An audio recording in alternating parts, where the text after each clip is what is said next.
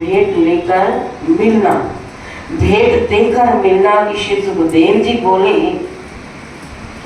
कि हे राजा परीक्षित, अब मैं तुम्हें सुदामा ब्राह्मण की कथा सुनाता हूँ।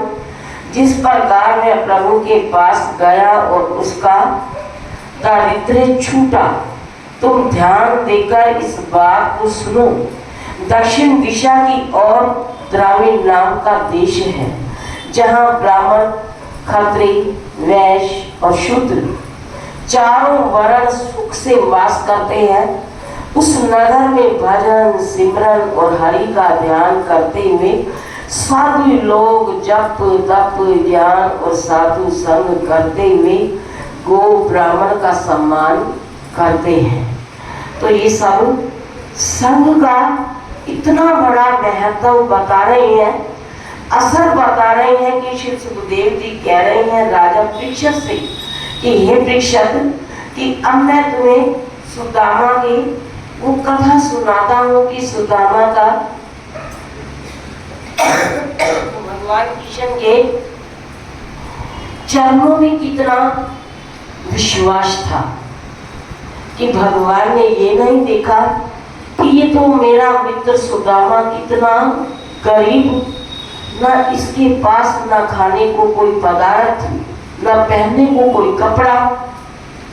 तो भगवान ये नहीं देखते कि मेरे भक्त के पास ना खाने को, ना पीने को, ना पहनने को कुछ है, तो मैं ऐसे भक्त को क्या करूँगा?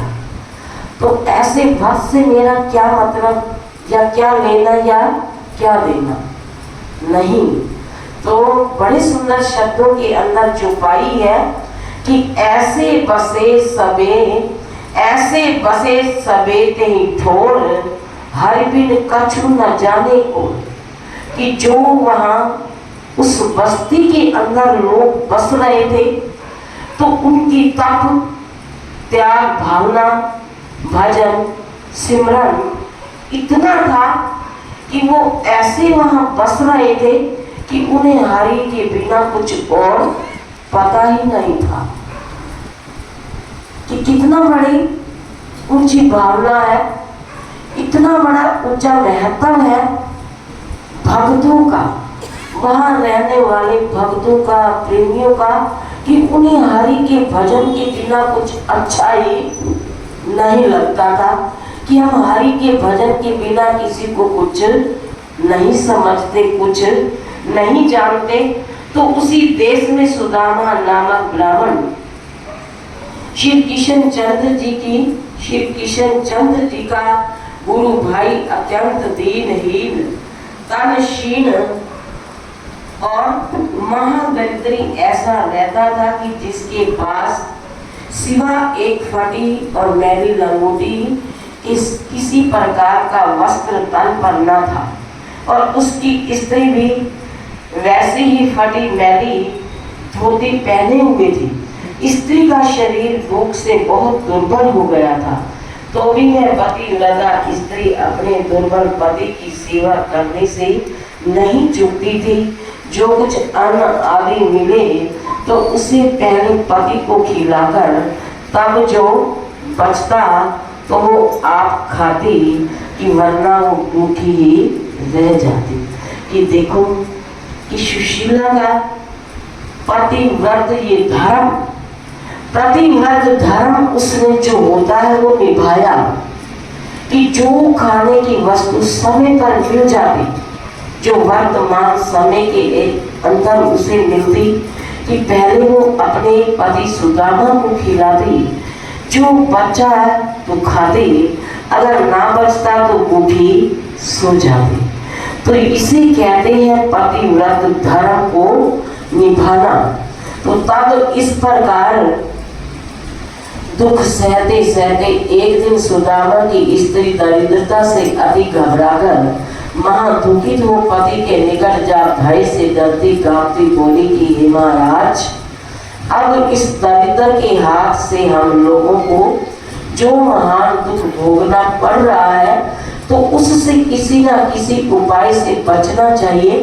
तो इसके लिए मैं आपसे एक उपाय भी कहती हूँ कि ब्राह्मण उपाय भी कहती हूँ ब्राह्मण ने कहा कि क्या उपाय है? तो स्त्री बोली, आपके परम मित्र त्रिलोकी नाथ द्वारकावासी भगवान श्री कृष्ण चंद्र आनंद कंद, यदि आप उसके पास जाएं तो निश्चय ही यह दरिद्रता दूर हो जाए, क्योंकि वे धर्म, अर्थ, काम और मोक्ष के दाता हैं।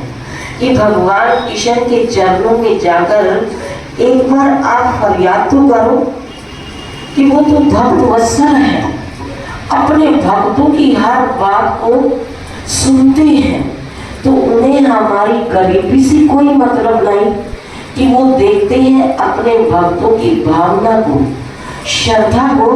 तो ये सुशीला अपने पति देव ब्राह्मण से कह रही है और सुदामा जी सुन रहे हैं।